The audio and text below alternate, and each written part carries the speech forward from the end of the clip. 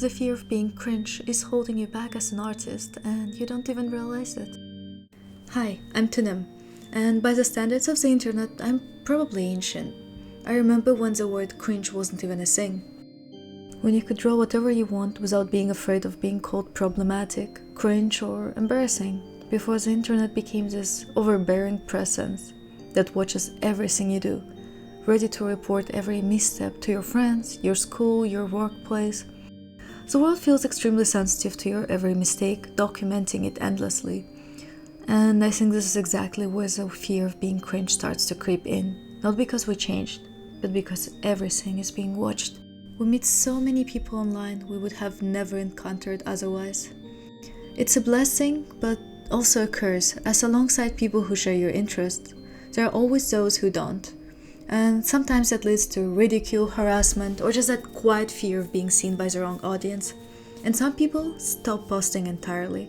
They stay silent, just watching, too scared to even leave a comment. And maybe that's why being seen as a clown feels so bad.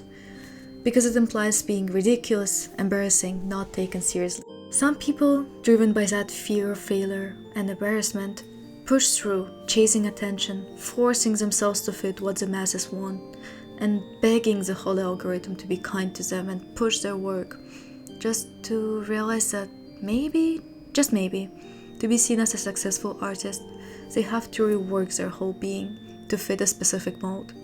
Draw what's trending, what's popular, what sells, just to feel even more stressed that they cannot catch up with an ever-changing attention carousel, losing to its deadlines and mourning the loss of all the potential viewers. Maybe another fan art of this trending series, maybe another little animation meme with that viral sound. And things that truly matter get pushed aside. That fan art of an anime that you rewatch religiously every year but nobody talks about. That OC animatic to your favorite song with the cheesiest plot that you are secretly a little bit shy and nervous about. Or a self-portrait focused on self-acceptance. All quietly moved into a later folder for a day when people might finally care. And that's how trying to be acceptable slowly disconnects you from your own art. You become like Mimikyu, a copy of something else, a version of what you think a real artist should be. And at the same time, you start cutting away the parts of yourself that feel too much, too expressive, too strange, too cringe. And somewhere along the way, the spark just fades. Coming back to the previously mentioned fear of being seen as a clown is just someone who exaggerates, expresses, and takes up space without asking for permission and without trying to blend in. And maybe that's exactly what feels so uneasy about it. The right to be unapologetically yourself and to explore that part of you might feel like diving into a dark well with no predictable outcome.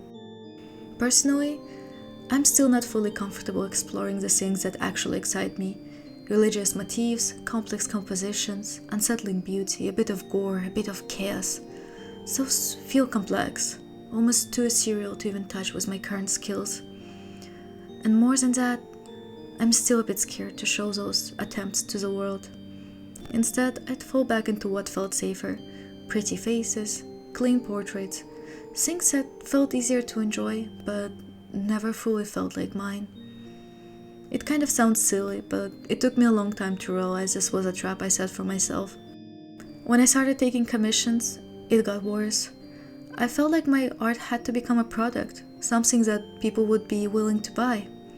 I compared myself constantly, convinced my style wasn't marketable enough, until one client told me my art was exactly what they had been looking for, and they even recommended me to their friend, who shared similar taste in art.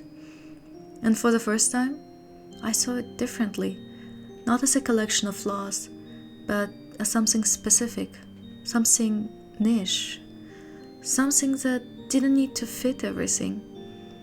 I'm still figuring this out, but I'm trying to lean more into what I actually enjoy, even if it's just drawing slightly sick-looking Victorian emo boys with under-eye bags. Whatever keeps me drawing, whatever feels honest. So maybe embracing the clown isn't about making a fool of yourself.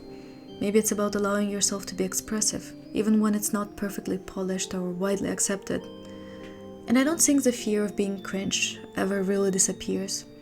Maybe it's just something you learn to ignore a little more each time you draw what you actually care about. Or, well, in simpler terms, don't kill the cringe in you, kill the part that cringes. And there's nothing bad for a talent to be in the hands of jester.